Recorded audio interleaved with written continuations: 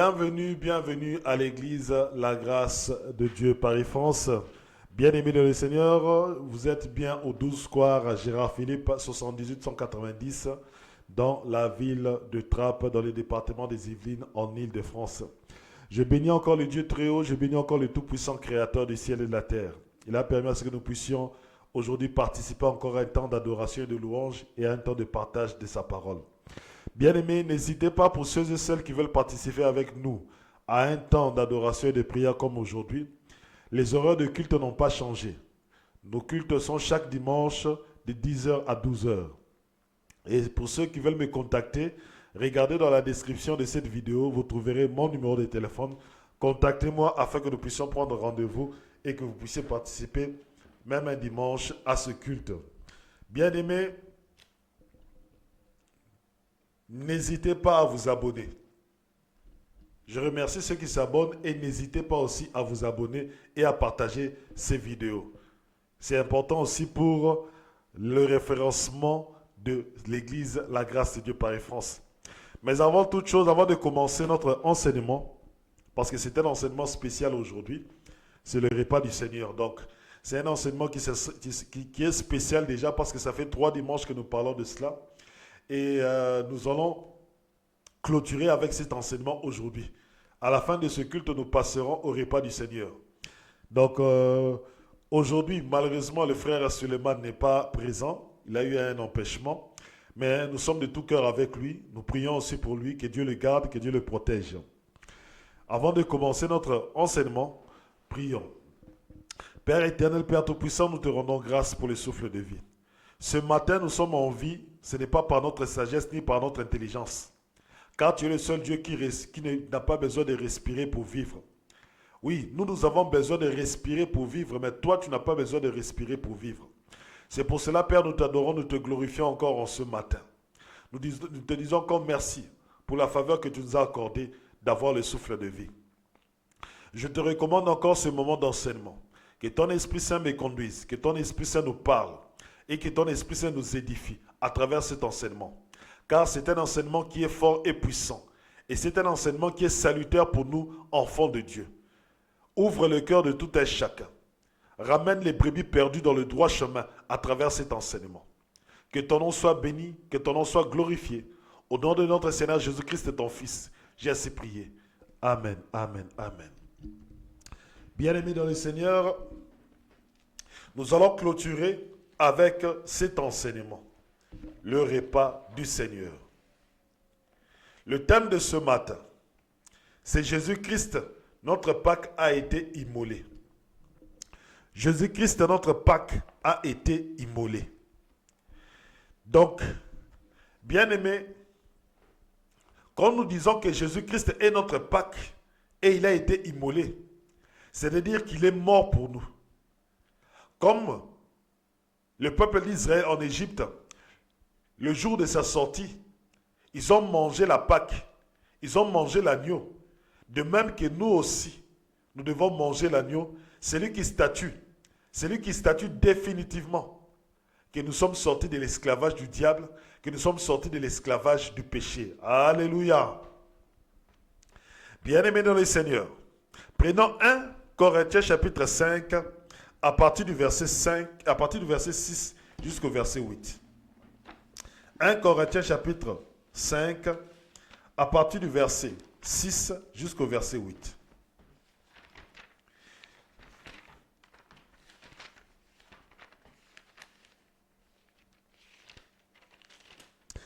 « 1 Corinthiens chapitre 5, à partir du verset 6 jusqu'au verset 8. Je lis au nom de notre Seigneur Jésus-Christ.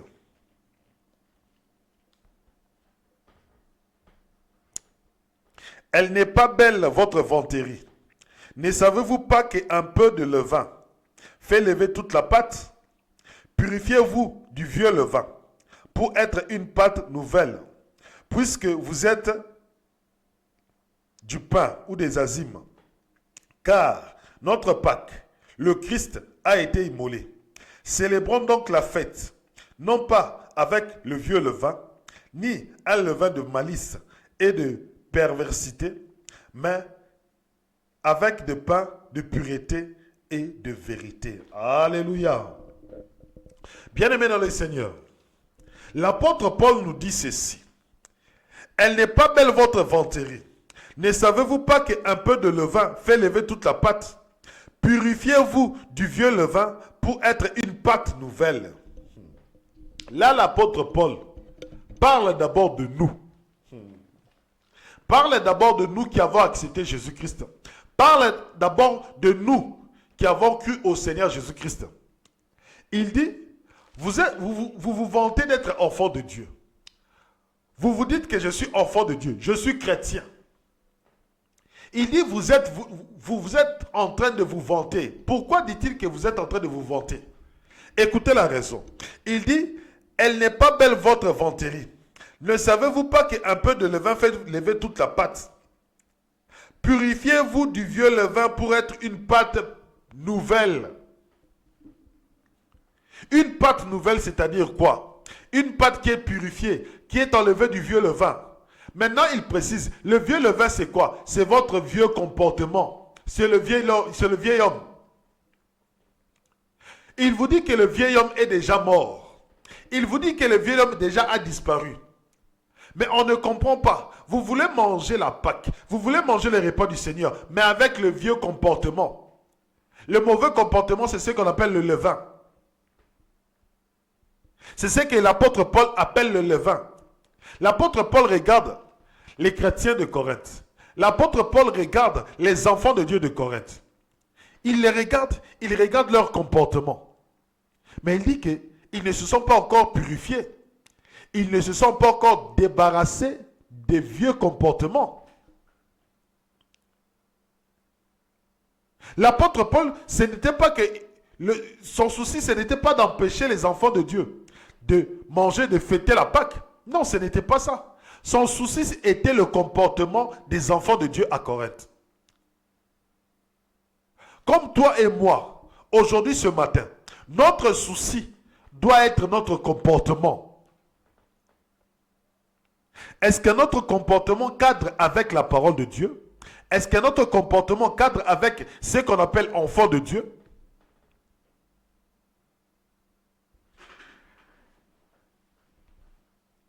C'est ça le souci de l'apôtre Paul. C'est ça le souci du Seigneur Jésus-Christ en ce matin, avant qu'on puisse passer au repas du Seigneur.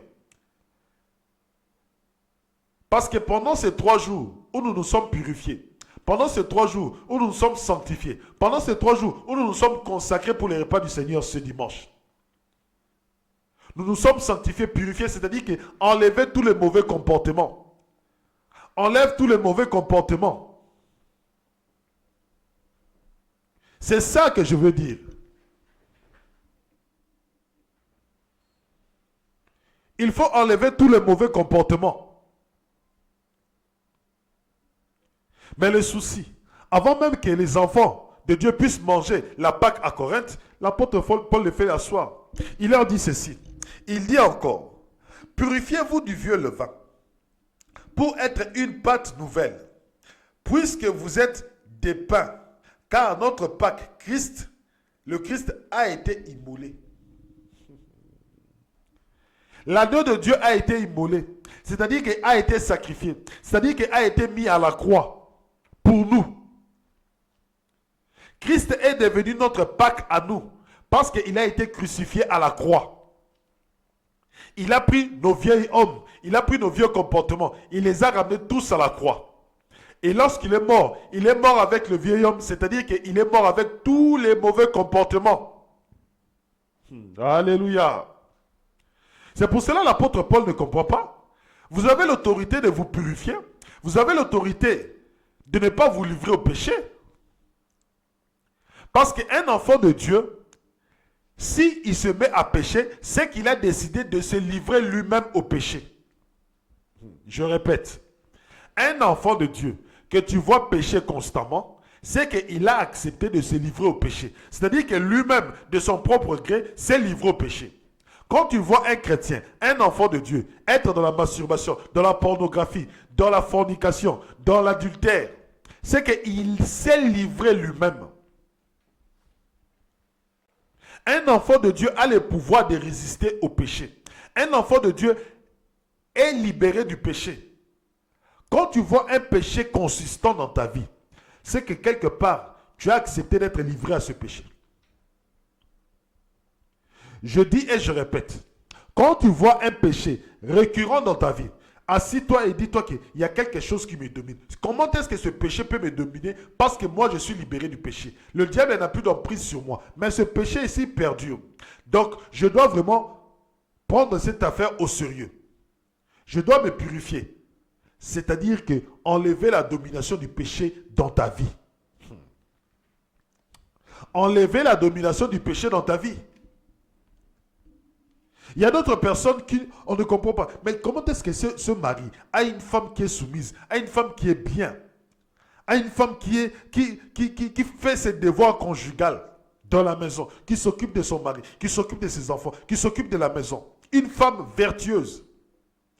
Mais on ne comprend pas, le mari est tout le temps dehors, adultère. Ce n'est pas la faute de la femme, ce n'est pas la faute de la maison, ce n'est pas la faute des enfants, ce n'est pas la faute de quelque chose que ce soit. C'est de sa propre faute, parce qu'il a livré sa vie au péché. Un enfant de Dieu est libéré du péché. Il dit ceci, car notre Pâques, le Christ a été immolé. C'est-à-dire que tous les vieux comportements, tout le vieil homme est déjà mort. Le vieil homme est déjà mort. Vous êtes libre. Tu n'es plus en mariage avec le vieil homme. Tu n'es plus en mariage avec le vieil homme. C'est ça que l'apôtre Paul dit au chapitre 8 de Romains. Je pense que chapitre 7 ou chapitre 8. Tu es déjà libéré du vieil homme. Ton ancien époux, le vieil homme, celui qui avait de mauvais comportements, celui qui avait de mauvais caractère, est déjà mort. Maintenant, ton nouveau époux, c'est le Seigneur Jésus-Christ. Or, ton nouveau époux est en toi. Et comme il est en toi, tu marcheras dans la sainteté. Comme il est en toi, il t'a donné le pouvoir de résister au péché, de ne pas te laisser dominer par le diable.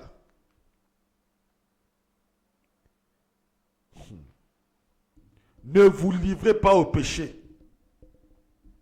Il continue. Il dit, célébrons la fête, non pas avec du vieux levain, ni un levain de malice et de perversité, mais avec des pains de pureté et de vérité. Alléluia. D'autres personnes, ce n'est pas le mauvais comportement, mais c'est la malice et la perversité. D'autres personnes, c'est la malice et la perversité. D'autres personnes, c'est la malice et l'hypocrisie. D'autres personnes, c'est la malice et le mensonge. Il dit enlevez l'hypocrisie, enlevez le mensonge, enlevez la perversité, enlevez la malice du diable dans vos cœurs, afin que vos cœurs soient purs. Dites la vérité, soyez dans la vérité. Il dit ceci, mais avec des azimes de pureté et de vérité. Le Seigneur Jésus-Christ, ce matin, veut que tu sois vrai devant lui. Lorsque tu manges le repas de son Fils, lorsque tu manges le repas du Seigneur Jésus-Christ, il veut que tu sois vrai devant lui. C'est-à-dire qu'il regarde ton cœur, il dit que celui-ci a un cœur vrai. Et quand quelqu'un a un cœur pur, un cœur vrai, bien aimé, le Seigneur agira à travers ce repas. Je dis, je répète, quand quelqu'un a le cœur pur, quand quelqu'un a le cœur vrai devant Dieu, et il mange le repas du Seigneur avec un cœur sincère, bien aimé dans le Seigneur, ce repas changera la vie de cette personne. Je vous dis vrai, ce repas changera la vie de cette personne.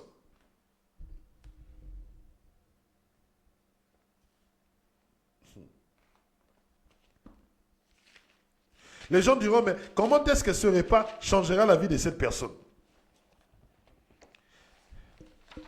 Comment est-ce que ce repas changera la vie de cette personne? Prenons 1 Corinthiens chapitre 10. Non, 1 Corinthiens chapitre 11, je pense. Bon, commençons d'abord par 11. 1 Corinthiens chapitre 11.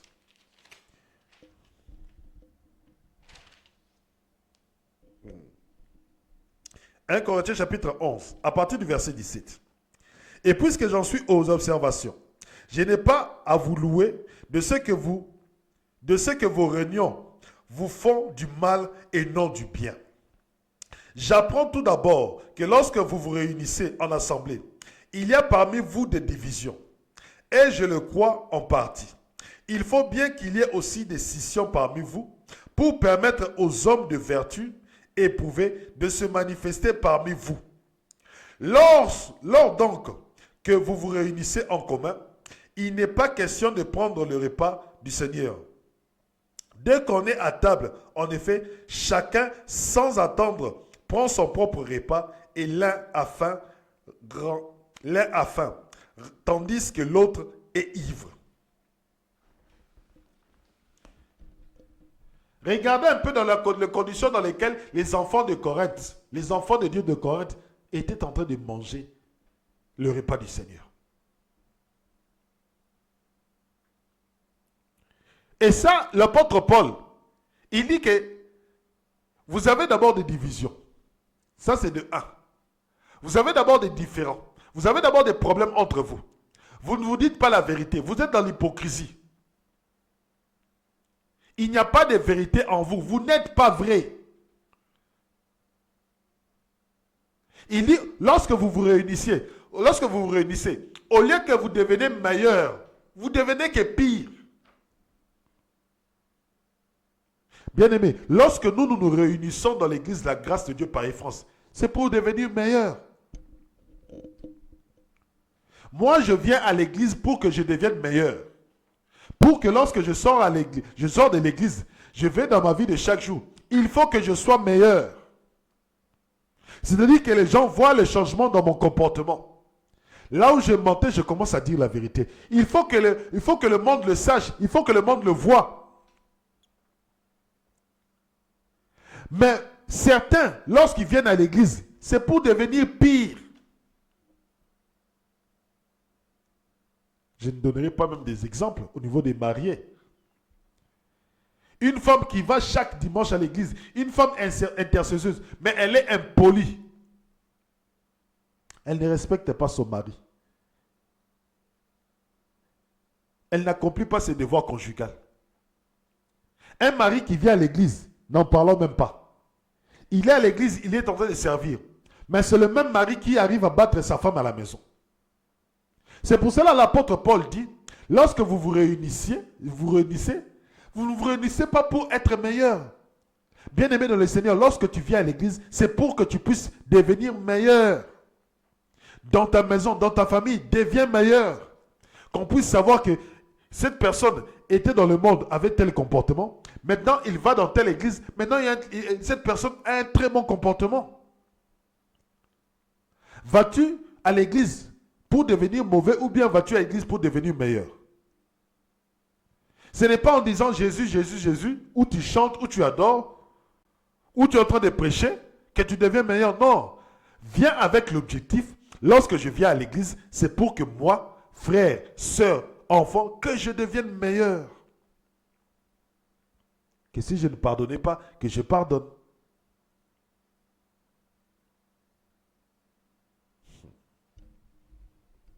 Je continue. Regardez, lorsque l'apôtre Paul dit, dès qu'on prend son propre repas et l'un a faim, tandis que l'autre est ivre, c'est-à-dire qu'ils n'ont pas l'esprit du partage. Or, le repas du Seigneur, c'est le repas du partage. On partage le corps, on partage le sang. C'est le repas d'amour. Lorsque Christ a pris le repas, il a rompu le pain. Il n'a pas mangé seul, il a rompu le pain et il a donné aux autres. Lorsque Christ et les gens sont venus, ils avaient faim. Il a pris les pains qu'ils avaient, le poisson qu'il avait. Il a prié et le pain a commencé à se multiplier. Et comme le pain a commencé à se multiplier, c'est un temps de partage. L'amour, c'est partager. Moi, je ne garde pas cette parole pour moi. Je la partage.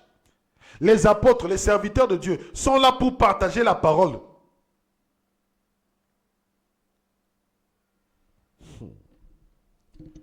Ils venaient avec l'égoïsme. C'était des égoïstes. Tu te dis, mais pourquoi vous êtes des égoïstes? Tu viens, tu prends le repas, tu manges tout seul. L'autre a encore faim. Mais toi, tu viens, tu manges tout. Tu ne penses pas à l'autre. Toi, tu viens, tu deviens ivre. C'est-à-dire que tu prends le vin, tu bois. Tu finis toute la bouteille. Et les autres n'ont-ils pas le droit de participer au repas du Seigneur? Le repas du Seigneur, c'est un temps de partage. C'est un temps d'amour.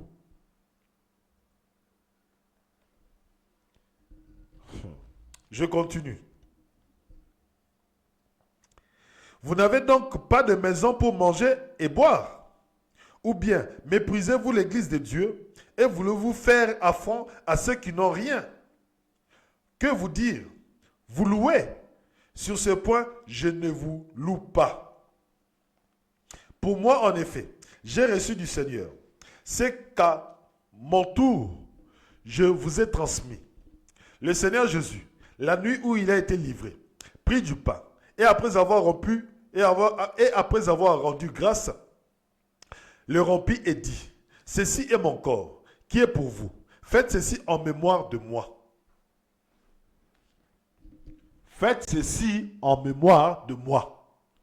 Donc lorsque après le culte, lorsqu'avant la fin du culte, nous allons prendre le repas du Seigneur, nous le faisons en mémoire du Seigneur Jésus-Christ. C'est un commandement que le Seigneur nous a donné.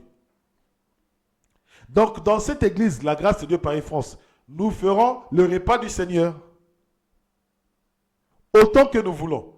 S'il y a besoin chaque dimanche, il n'y a pas de souci. C'est en mémoire du Seigneur.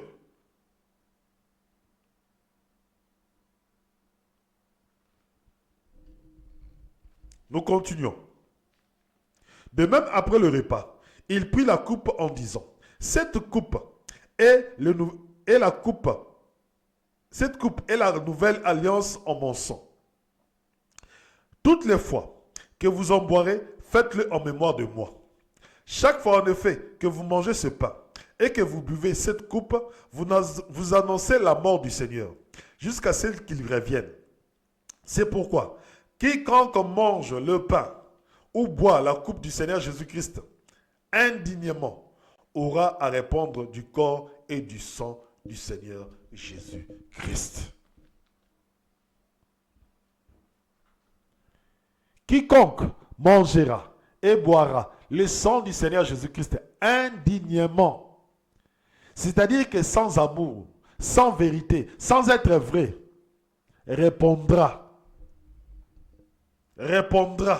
du corps et du sang de Jésus. Que chacun donc se prouve soi-même et qu'il mange alors de ce pain et boive de cette coupe. Car celui qui mange et boit sa propre condamnation, s'il ne discerne le corps. C'est pour cela il y a parmi vous des malades et des infirmes, et que bon nombre sont morts. Si nous nous examinons nous-mêmes, nous ne serions pas jugés. Mais par ces jugements, le Seigneur nous corrige, pour que nous ne soyons point condamnés avec le monde. Bien-aimés, nous devons nous examiner nous-mêmes avant de manger le repas du Seigneur. Il dit, c'est pour cela qu'il y a des infirmes, c'est pour cela qu'il y a des malades. Or, ce repas doit nous apporter la vie. Or, ce repas doit nous apporter la bonne santé. Or, ce repas doit nous apporter la bénédiction. Le repas du Seigneur doit nous apporter la bénédiction, la sanctification, la vie éternelle. Prenons Jean, chapitre 1, à partir du verset 35. Jean, chapitre 1, à partir du verset 35.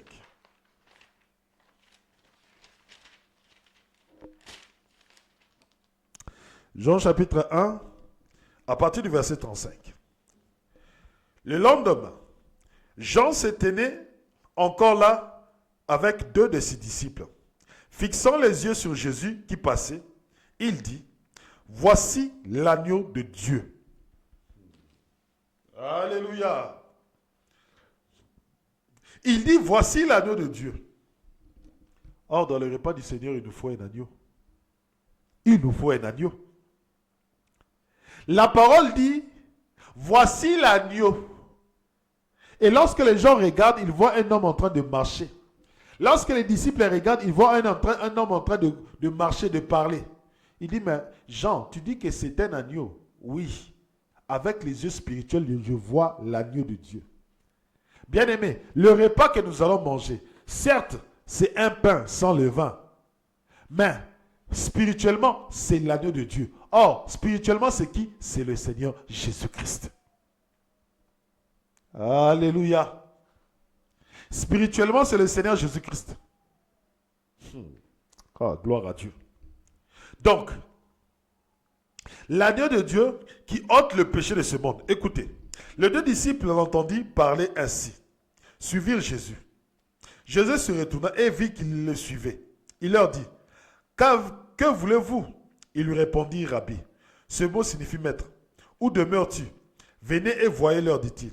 Ils allèrent donc et virent où il demeurait et ils restèrent auprès de lui ce jour-là.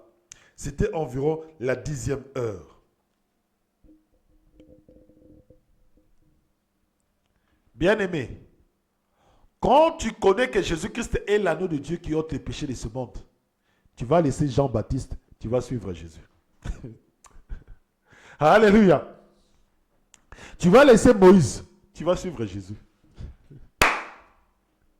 Bien-aimé, quand tu connais que Jésus-Christ est l'agneau de Dieu que Dieu a donné au monde afin que leurs péchés soient effacés, afin que leurs péchés soient ôtés, tu vas abandonner Moïse, tu vas abandonner la loi, tu vas suivre Jésus-Christ.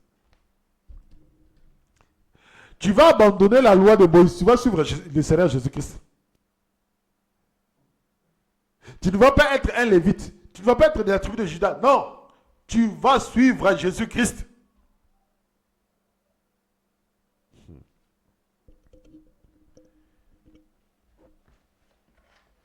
Le sabbat du 7e jour. Le sabbat du 7e jour. Nous observons le sabbat. Il y a d'autres églises, eux, ils observent le sabbat. Bien-aimé, comment vas-tu observer le sabbat? Parce que Christ est notre sabbat. Christ est notre Pâque. L'agneau que prenaient les Lévites dans la Sainte Alliance, c'était les agneaux dans la bergerie. Ce n'était pas un être humain. Il ne venait pas du ciel. Alléluia.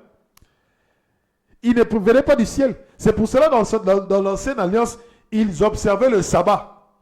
Parce que l'agneau ne venait pas du ciel. Mais pour nous, qui avons cru au Seigneur Jésus-Christ, qui est l'agneau de Dieu qui est venu du ciel, le pain qui est venu du ciel, nous n'observons pas le sabbat. Nous, notre sabbat, c'est Jésus-Christ. Nous, notre Pâque, c'est le Seigneur Jésus-Christ. Il a déjà été immolé avant même la fondation de ce monde. Il a été immolé avant même la fondation de ce monde.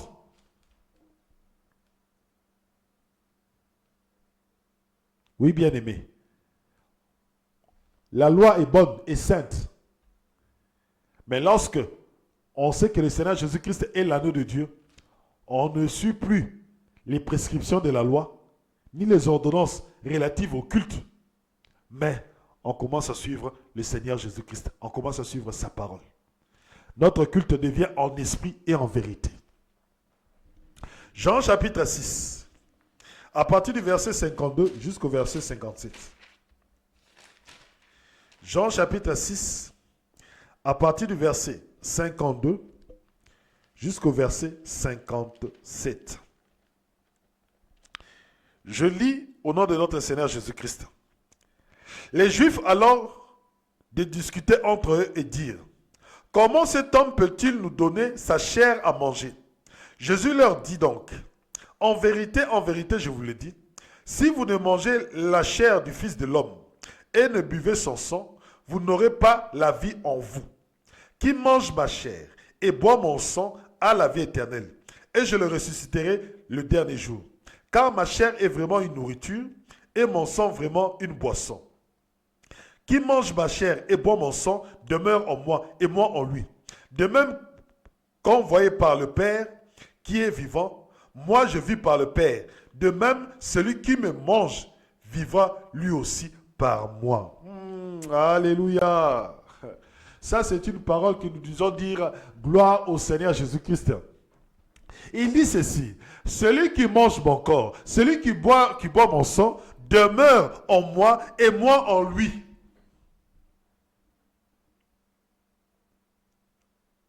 Si tu manges le pain, le corps de Christ, si tu bois le sang du Christ, tu demeures en Christ et Christ demeure en toi. C'est-à-dire qu'à l'instant où je parle, Christ demeure en moi, puisque moi je demeure en lui. Il rajoute encore, il dit que vous aurez la vie éternelle. Je vous ressusciterai le dernier jour. Pourquoi? Parce qu'il demeure en nous. Lorsqu'il reviendra, malgré que nous sommes morts, il regardera le mort. Il dira, je demeure où ça? Ah oui, le frère Calais, je demeure en lui. Je vais le ressusciter d'entre les morts. Jésus-Christ ne ressuscitera pas tout le monde pour la vie éternelle. D'autres seront ressuscités pour la mort éternelle, mais nous serons ressuscités pour la vie éternelle. Non pour la damnation éternelle, mais pour la vie éternelle. Puisque comme Jésus-Christ demeure en nous, que nous soyons morts, que nous soyons vivants, le jour de la résurrection, Jésus-Christ se regardera, il dira, ah voilà, ma demeure était dans Calais, ma demeure était dans l'église de la grâce de Dieu Paris-France. Je dois les ressusciter parce qu'ils ont cru en moi, parce qu'ils ont mangé mon corps et bu mon sang. Écoutez, il dit encore, de même qu'envoyé par le Père qui est vivant, moi je vis par le Père. Jésus-Christ vit par le Père. Le Seigneur vit par le Père. Écoutez maintenant l'enchaînement. Écoutez maintenant ce qu'il dit par rapport à nous qui allons manger le corps du Christ, qui allons manger le pain de vie, qui allons boire son sang, le sang de la nouvelle alliance. Écoutez ce qu'il dit par rapport à nous quand nous mangeons cela. Il dit ceci. De même, celui qui me mange vivra lui aussi par moi. De même, celui qui mange le corps vivra lui aussi par moi. Nous, quand nous mangeons le corps du Christ, nous ne vivons plus par nous, mais nous vivons par lui. C'est-à-dire que nous ne vivons plus selon nos sentiments, selon nos désirs, selon notre volonté, mais nous vivons maintenant selon les désirs, selon la volonté du Seigneur Jésus-Christ. Alléluia. Bien-aimé, moi je ne vis plus selon Calais, je vis selon le Seigneur Jésus-Christ. Je ne raisonne plus selon Calais, mais je raisonne selon le Seigneur Jésus-Christ. Parce qu'il a renouvelé mes pensées. Gloire à Dieu. Toi, tu vis par toi-même. Regarde comment est-ce que ton comportement est. Mais nous qui vivons par le Seigneur Jésus-Christ, notre comportement reflète la sainteté de Dieu. Notre comportement reflète la gloire du Seigneur Jésus-Christ. Notre comportement reflète que nous sommes passés par la croix.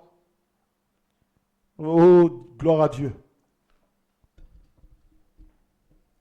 Donc, comme le Seigneur Jésus-Christ vit en nous, il a dit, comme il vit en nous, il ressuscitera aussi ce corps mortel. C'est-à-dire qu'il t'apportera la guérison. Comme dans la condamnation, il te donnera l'infirmité et la mort. Comme dans la sainteté, dans la vie, il te donnera la vie dans ton corps. Ton corps sera bon, ton corps sera en bonne santé. C'est pour cela, quand tu manges le corps du Christ, sache que tu peux être guéri de tes maladies. Sache que tu peux être guéri de tes infirmités. Que par le repas du Seigneur. Tu peux être guéri de tes infirmités. Bien-aimé, je dis ceci. Quand tu manges le corps du Christ, tu bois le sang de Jésus-Christ, sache que tu peux être guéri de tes infirmités. Parce que le Christ demeure en toi.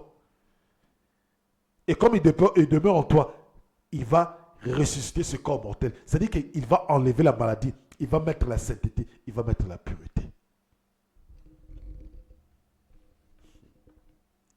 Je ne vis plus, moi, par moi-même, mais je vis selon la volonté de Jésus-Christ. Je vis selon la volonté de Jésus-Christ. Bien-aimé dans le Seigneur, nous allons prendre le dernier verset pour clôturer et on va manger le repas du Seigneur. On On va manger le repas du Seigneur. Matthieu chapitre 26, à partir du verset 26.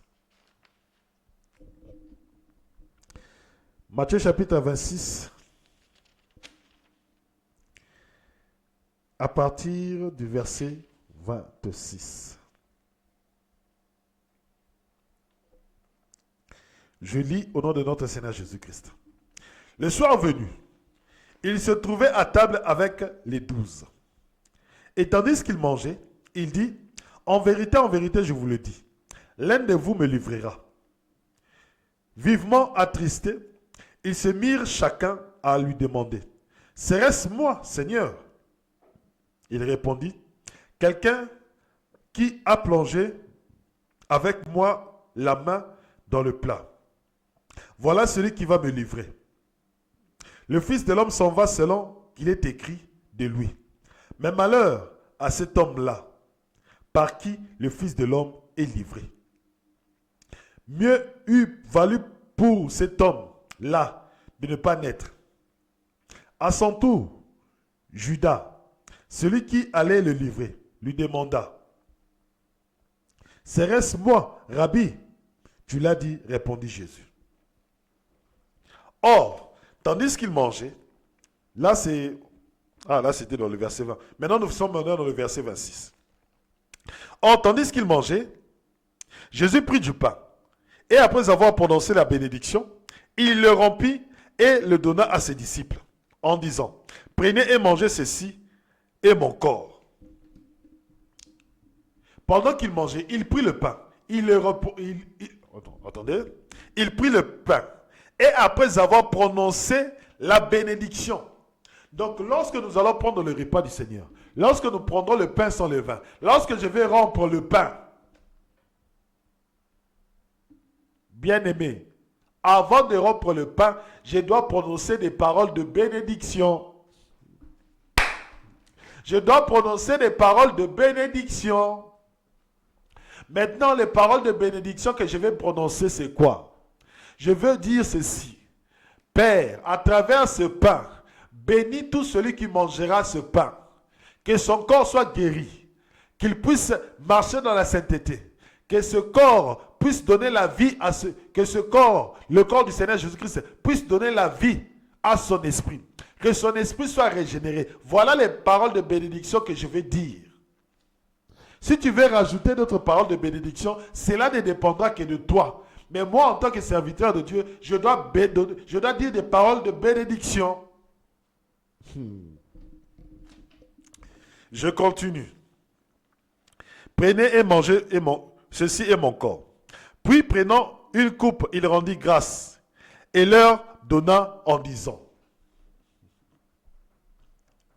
pour la coupe, alléluia, pour la coupe, il rendit grâce. Pour la coupe, il a dit merci Père, pour le sang. Oui, merci Père, pour l'agneau de Dieu que tu as donné, afin que l'humanité soit sauvée. Il rend des actions de grâce. Il continue. Car ceci est mon sang, le sang de l'alliance, qui va être répandu pour une multitude en rémission des péchés. Ce sang que nous allons boire, le vin que nous allons boire, c'est le sang de Jésus-Christ pour la rémission de nos péchés. Le sang de la nouvelle alliance. Nous n'avons pas besoin d'aller au temple. Nous allons juste faire le repas du Seigneur et nous serons dans la nouvelle alliance. Donc tu peux être baptisé. Tu peux avoir reçu le Seigneur Jésus-Christ, mais tu dois passer par le repas du Seigneur. Parce que c'est là où le sang de la nouvelle alliance est répandu pour nous. Le sang du pardon. Je vous l'ai dit, je ne boirai plus désormais de ce produit, de la vigne, jusqu'au jour où je boirai avec vous le vin nouveau dans le royaume de mon Père. Il parle du vin, il ne parle pas du jus. Il ne parle pas du jus du raisin. Il ne parle pas du jus du raisin. Non, nous devons prendre le jus du raisin pour boire le repas du Seigneur parce que le vin c'est un peu compliqué. Moi, je ne supporte pas le vin. Oui, bien aimé, si tu viens pour devenir ivre, tu ne vas pas supporter le vin. Tu ne vas pas supporter le vin. On ne va pas te donner une bouteille de vin à finir. Alléluia. Nous n'allons pas te donner une bouteille de vin pour finir. Nous allons te donner juste une petite quantité. Cette quantité-là, c'est le sang de Jésus-Christ. Cette quantité-là, c'est le sang de la nouvelle alliance. Comme Moïse dans le désert, lorsque Moïse était dans le désert, lorsqu'il a fait l'alliance avec l'Éternel dans le mont Sinaï, qu'est-ce qu'il a pris? Qu'est-ce qu'il a fait? Il a pris un seau avec le sang, il a pris un instrument pour jeter au niveau du peuple. Ce n'était pas tout le sang qui descendait sur un seul individu. Il prenait, il jetait le sang sur le peuple. Il mettait le sang sur l'arche de l'alliance, sur les ustensiles. Il n'immergeait pas le sang. Les gens ne buvaient pas le sang. Mais nous buvons le sang parce que le sang doit être en nous. Alléluia. Le sang doit être en nous. Bien-aimés dans le Seigneur, le sang de la nouvelle alliance, nous allons passer au repas du Seigneur. Pour cet enseignement, si vous avez des questions, bien-aimés, n'hésitez pas. Appelez-moi. Je vais répondre à vos questions. Si vous avez une question dans les commentaires, partagez la question afin que beaucoup de gens soient édifiés. Pour le repas du Seigneur, il est très important de le prendre. Père Tout-Puissant, Père éternel, nous te rendons grâce pour ce moment de la parole. Nous allons manger le repas du Seigneur. Qu'à travers ce repas, que nous puissions recevoir la vie éternelle. Merci encore, Père, pour cette belle parole. Merci encore, Père, pour cet enseignement puissant. Car c'est un enseignement qui est salutaire, qui nous apporte la vie éternelle. Que ton nom soit béni et glorifié. J'ai béni encore tous celles qui auront l'occasion de regarder cette vidéo. Qu'ils changent, qu'ils soient transformés, qu'ils reviennent dans le droit chemin. Pour la gloire du nom de notre Seigneur Jésus-Christ. Père, je te bénis. Nous pensons aussi à notre frère Suleiman. Tu sais là où il est. Père, que ton esprit puisse le visiter. Oui, Seigneur Jésus-Christ, visite-le ce soir. Pour la gloire de ton nom. Au nom de Jésus-Christ, j'ai ainsi prié. Amen, amen. Bien-aimés, je vous dis à dimanche prochain. Soyez bénis au nom de Jésus-Christ.